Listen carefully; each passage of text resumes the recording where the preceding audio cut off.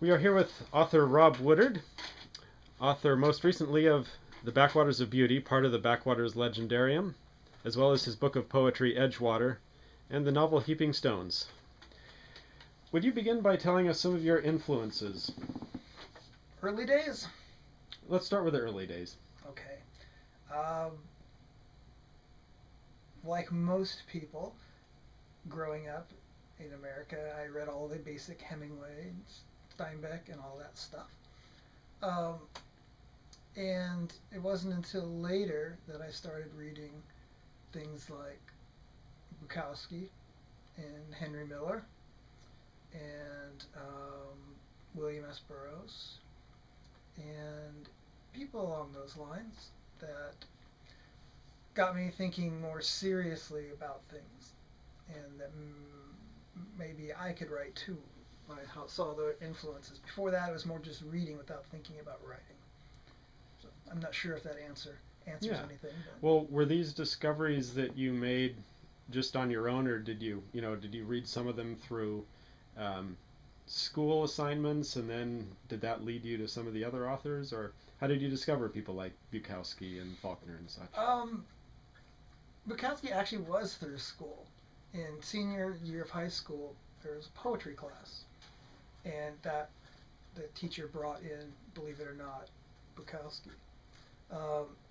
And that was the first time I had ever run into him. Before that, nothing to do with school. One of the things that you figure out really quickly in school, at least in the years I went, was you are not going to ever be exposed to anything interesting. You will read Ivanhoe 3 or 4 times before you are 16. You will be forced to read Billy Budd. You will be forced to read Of Mice and Men, etc., etc., and they feel like work. You feel like you're supposed to read these because somebody else told you they were meaningful and worthwhile, and they're not very interesting for most students, frankly. And so most of my influences came out after that, specifically. But it was started with that one teacher who was cool enough to bring in Bukowski, and which led to all sorts of other things later down the road. That is actually fairly unusual for Bukowski to be introduced in high school. What was the sort of context of that? Was it just because of this poetry class and she was exposing you to a wide range of poets? Yes. Yeah, I'd say exactly that's what's going on. We read Ginsberg in that class, Gregory Corso, and a few others. I think there might have been Ferlinghetti in there. I don't remember. And it was a very wide range. And what was lucky for me, it was none of it was the types of stuff you tend to run into high school poetry classes. You weren't forced to read Ode to a Grecian Urn or anything by Yeats or anything like that, which I now would like, but then would have been really just boring to me. And it was an attempt, I think, to make things more contemporary and be more interesting to students who are coming out of late 20th century America, as opposed to some sort of idea of what a classics education would be like, and that was skipped, and that helped me a lot. Okay. Where I went with that afterwards, though, I'm not sure how much it has to do with that, except maybe just pushing me down certain roads. Okay, well, I can see the connection, because certainly your own work is very readable to a 21st century mind. What underlying metaphors and such there may be are not difficult to glean, and I suppose that was the same thing when you read these other poets, as opposed to the romantics, where it was an immediate connection that you were able to make, and didn't require somehow getting into the mind of someone that was not from your own time. Is that a fair assumption? Or yeah, that would definitely be part of it. I mean, if you, especially in the U.S., I don't know what it's like, say, in a modern European education, but in the U.S., you don't really have a background in classic literature and things like that. So when you hit high school and they start throwing these authors at you, you have no social or no social context and no intellectual lineage to lead you up to them. So you end up reading a bunch of authors who, again, other people tell you are great, but you don't have the ability to understand that yourself. And so it just becomes very off-putting.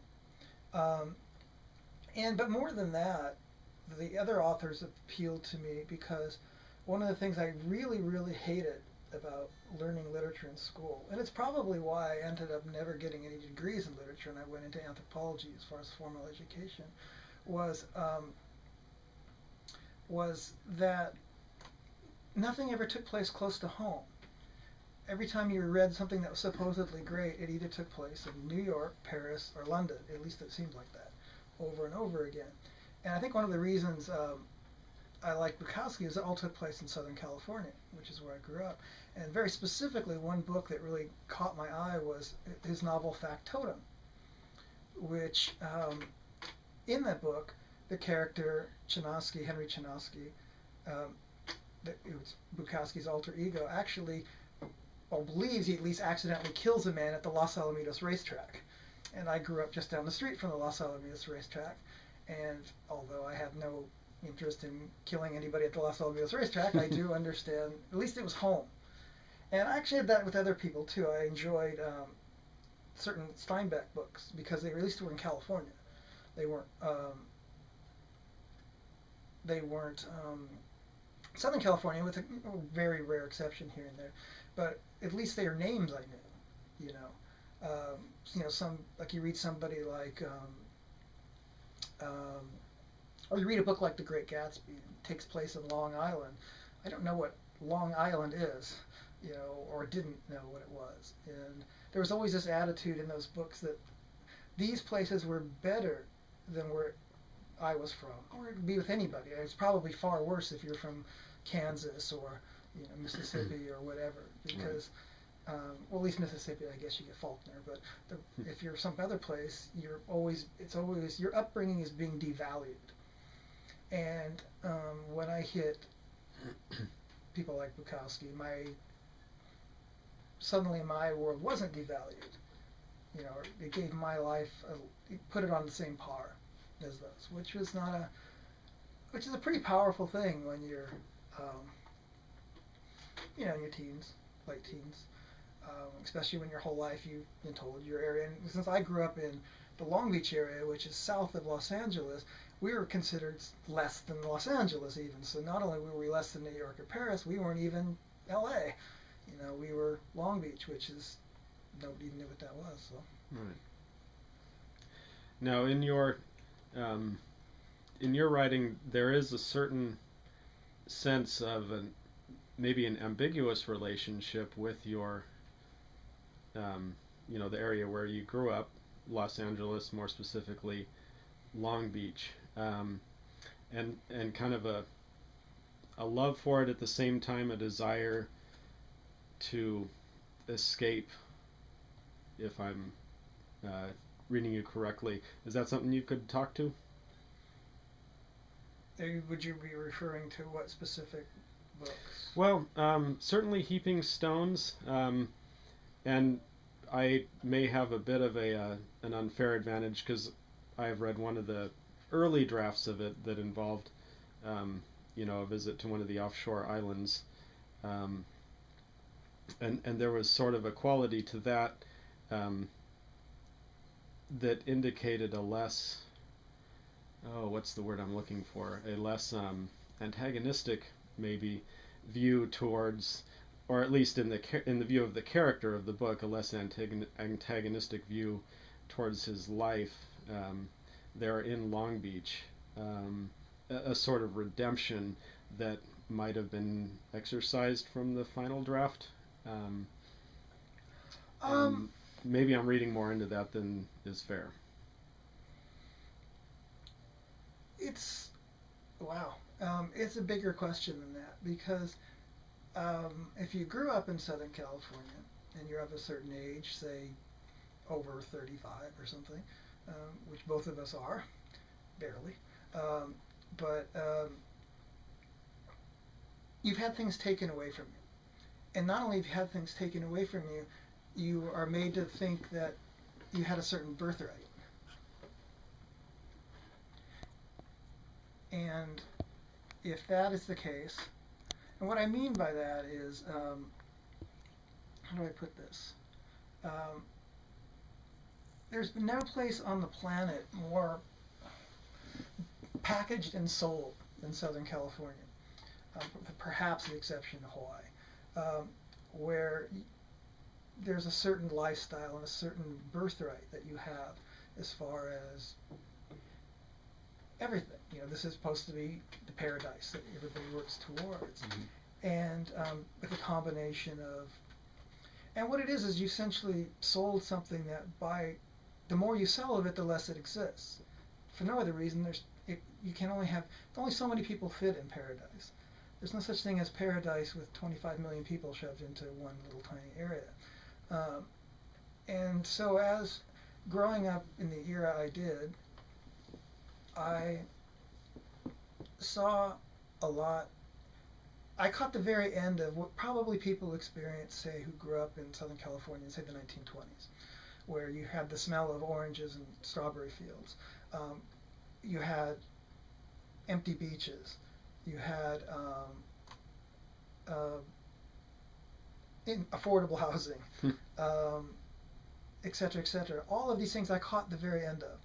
And a certain kind of social freedom that was being taken away kind of piece by piece. And so when you read something like Heaping Stones and the angry scenes of that, at least in regards to landscape, they're more about that, about what's been taken away, which of course also creates another problem, of course, because then you feel guilty because, of course, your ancestors took it away from somebody else, right? So, I mean, you don't get to be angry as long as, your ancestors railroaded Chumash and Tongan people and all these people out of the place. So you end up with a situation where you kind of both feel like your homeland has been stolen from you, or all at the same time you stole it from somebody else. And so I think any hostility comes from this sense of loss and this sense of conflict from the loss.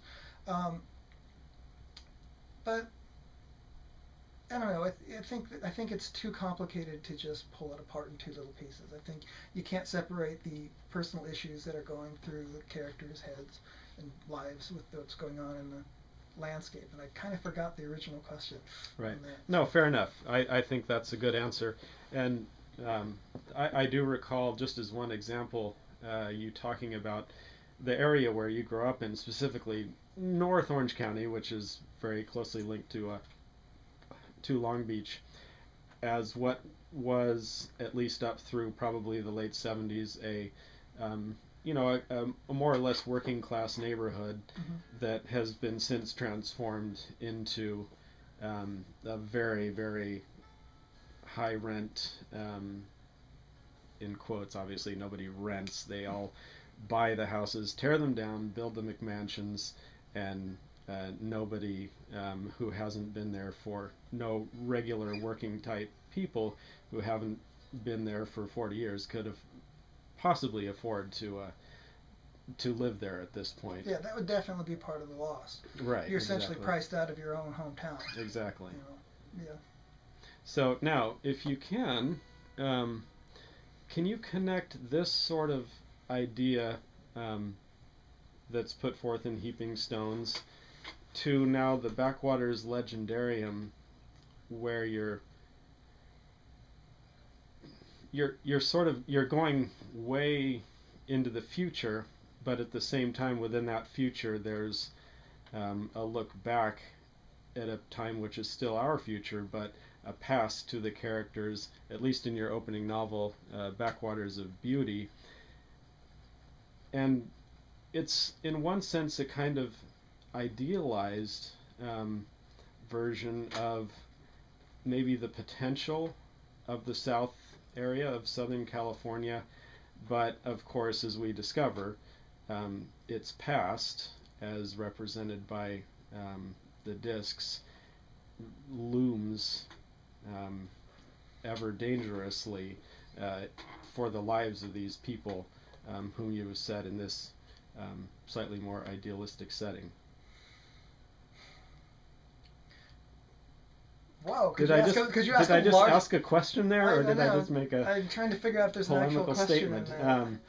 Is there a way, certainly your interests as far as what you want to um, express in your writing have changed from Heaping Stones to the Backwaters Legendarium, but certainly there's also a connection um, to be made between your thoughts and feelings about the area. Yeah, only I think in the fact that they take place in the same region, because I think the Heaping Stones novel is much more personal. It's more, I mean, it takes place in a certain landscape, and that landscape matters because that landscape formed the individuals. But that's something very, very different than in the Backwaters books, where the landscape is almost a character, and maybe the most important character. Okay. Whereas I don't think that is the case at all in Heaping Stones. It's more about personal issues. And the big difference between the two books is, or almost the two eras of my writing, is the next era is much more social. And if you notice in that first book, and you've also read a draft of the second book of this Legendarium, that people don't, characters in these books don't dwell on their own personal problems. And it's because they don't really have very many personal problems compared to us today. And that's kind of the whole point of these books, of the new books, is that, and it ties back into this idea of what we've lost here. And I'm very much a materialist in that I think that most of our issues come with how we relate to the material world around us and how we transform it or don't transform it or what we do with it. And what we've seen in California, and especially Southern California, really since at least the late 1800s, maybe earlier, is essentially the transforming of a landscape to really just allow a relative handful of people to lead very rich in the sense of money, not rich in the sense of experience or worth, lives at the expense of everybody else who's there kind of to service them in one form or another. And what I wanted to do is destroy all that, plow it under, and look at a society that lives in this landscape in a much less hostile environment, where the idea is not to suck up the resources and put them in the control of a small number of people, but to spread that through a whole society. And then, at that case, then you run into a situation where the society, a lot of the problems that we have today that we think of as these basic problems of human psychology, etc., actually go away, because they're really relatively new things in this world that come out of the last 10,000 years of the way we live. And that kind of peak, you can argue that Los Angeles is what happens if people start agriculture 10,000 years ago in Mesopotamia. You eventually end up with the Hollywood freeway at rush hour. And the idea is, what if you tear that down and you create something in this environment that's actually much healthier? And that was kind of the idea. And the whole idea that they're dealing with this past was to kind of create a contrast between those. And I, again, don't remember what the question was that we started off with. That was essentially it, and I think it was, you answered at the beginning, what sort of connection there might be between Heaping Stones and the Backwaters Legendarium, but then also tying it into the way that the people were living in the backwaters of beauty as compared to what was their past, not our past, but their past, which was almost the culmination of, I would guess, of where you see our modern society heading, which ultimately, this particular society in the book ultimately destroyed itself, leaving very dangerous remnants of itself alive to cause harm to this more, I suppose, ideal society. Now, with that in mind, do you, obviously, to anyone that reads it, it's just a ripping good story, but do you also hope that there will be some kind of, I'm not so naive to think that there will be any kind of quantum shift in thought, but at least get people to start thinking about what we have as wrought as a result of, like you said, the last 10,000 years of civilization. Wow, if I could pull that off, that would be totally cool. Only in the sense that it's part of a big thing. It's real easy to get depressed and confused, especially for most people, because most people have no knowledge of history, or little knowledge of history. And they don't understand that what's going on now, and in the big scheme of human evolution, 10,000 years is really nothing. And what we do today is inherently unstable and will collapse. It will. I mean, that's just, there's no choice about that. You can't, if for no other reason, you can't base a society on fossil fuels forever because there won't be fossil fuels. You can't base a society on nuclear power because where do you put the waste? Et cetera, et cetera. At some point, it ends. Is it a hard or soft landing is the question, right? Do people make the decision to reorient the society in a different way, or is it a crash? And in my book, there's a crash. There's actually two crashes, because the next thing crashes as well for very different reasons, all of the reasons that could be set up today. So in that big, broad sense, I mean, yeah, I mean, there's a whole big, if you get your knowledge from newspapers and even from mainstream history books and things like that, you don't really understand anything that's going on. But if you look more deeply, you will understand these things. And these things have been going on for a very long time. People are actually all over the world laying the groundwork for what comes next. You can go back to the 1950s, and people like who were way ahead of the game. People like Gary Snyder with the bioregional movement, the idea of what our big problem is we view the planet as a resource as opposed to a partner. And if you stay in one place and you learn the watersheds and you learn how to live with the land, you don't destroy it, and you don't let other people come in and destroy it. And so what we're coming to the end of after thousands of years is this idea that we hover above the land, that you use it up and then you move to the next place. And because there's no place else left to move to.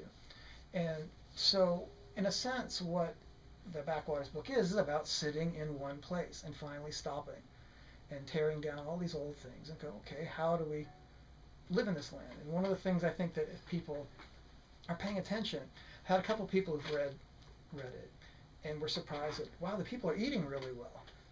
It's, well, if you don't have millions of people stripping the land and dumping chemicals into the ocean and chopping down the oak woodlands and all that stuff where the potential food lives, you do eat well. There's plenty of deer if you have a small population. There's plenty of fish and shellfish, et cetera, plenty to forage, and if you're smart about it, you can grow certain things, et cetera, et cetera. So kind of the whole idea is that get past this short-term destruction, and what would life be like if people dug in and tried to understand where they were. And I think people have been laying the groundwork for that all over the place, and I don't claim to be anything original in doing that. I just do it in a little different way, in that as far as I know, there's no novels of deep ecology yet until now. And that's what I've tried to write. Try to write an adventure story that goes into these things and lets people see a new way past this, as opposed to the inevitable crunch that will happen if things happen today. Although I'm pretty pessimistic, and you'll notice I did destroy 2 whole civilizations before people figured out how not to destroy themselves. So. That is true. Well, to just go back a couple minutes to what you were talking about, I have always admired your work as a great food writer. Certainly enjoying the descriptions of food and what people eat is one of the joys of reading. And I got to say, yeah, you have that, among other things, nailed. Now, to go in a little bit now to your background as an anthropologist, so talking about the the sort of evolution of the human race, as it were. Do you have some kind of hope that, yes, we are, in however long it lasts, this is a maybe even necessary, or at least one of the many potential necessary phases that humanity will go through, and that we will come out of the other at the other side, hopefully alive and not having been rendered what's the word when a species is irrelevant, not rendered irrelevant by evolution itself. Do you think that then there is hope that we will get through this current cycle, if you will, and reach some sort of connection with the natural world that is missing right now? Well, yeah, only in that it's already happening. And in a sense, it's always been happening. It's just, it gets buried under other things. And there's one way to look at all of human history since the birth of agriculture 10,000 years ago, roughly 10,000 years ago, is a battle for people not to get sucked up in one big, grinding, overarching, destructive system. The only thing that makes the main thing that makes our world different today than, say, the agricultural societies of 10,000 years ago is we have the power to control more people and make them do things, where other people slipped out of the net. Because that's what if you think about it, all state-level societies are, is about controlling people. And of course, when people want to control people, they don't want to control them for the controllee's benefit. It's the same thing of sucking everything up to a small number of people. You suck it up to a small number of people, everything else crashes. And so what you can argue that it's about decentralization versus centralization and all of these kinds of things. And yeah, I'm very hopeful in the longer run. Very little hope in the next 50 years, because I think things have to get a lot worse before they get better. I think you have to have, when we talk about the world right now, if you look at the world today, how many species go extinct every year compared, we're on a pace that is beyond anything that's ever been recorded. Right. I mean, we're getting up to close to dinosaur era extinction rates and pollution, and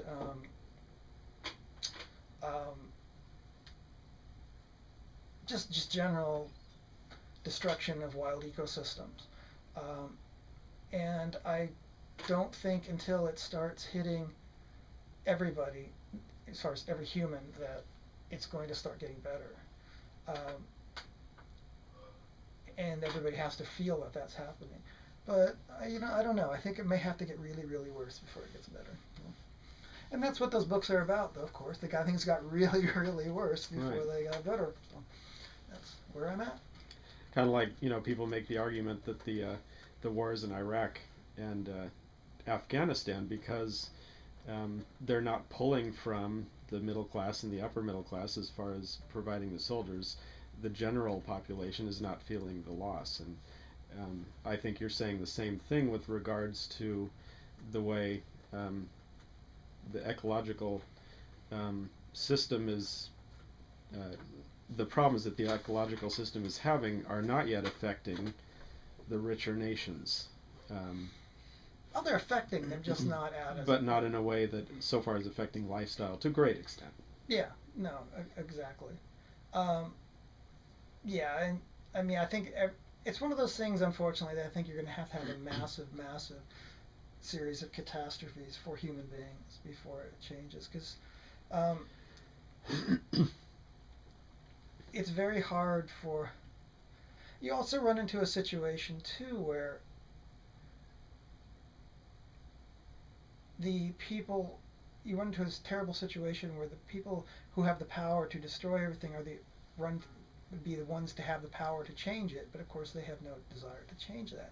So the only way things change is to actually completely destroy the systems and reorient them, and those have to come from the bottom up, and of course those are the people who are trying not to starve each day. Right.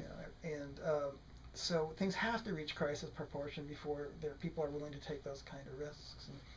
And I don't really know. The whole point is that no human beings have never been in this situation before, ever. Depending on when you decide modern Homo sapien exists, say 100,000 years ago as a baseline. Never anything even remotely like this. So we can't say we can predict anything as far as how it goes. Again, pessimistic in the relatively short term, fairly optimistic in the long term, because you run out of alternatives eventually. So I don't know. I like to think the books are much more positive.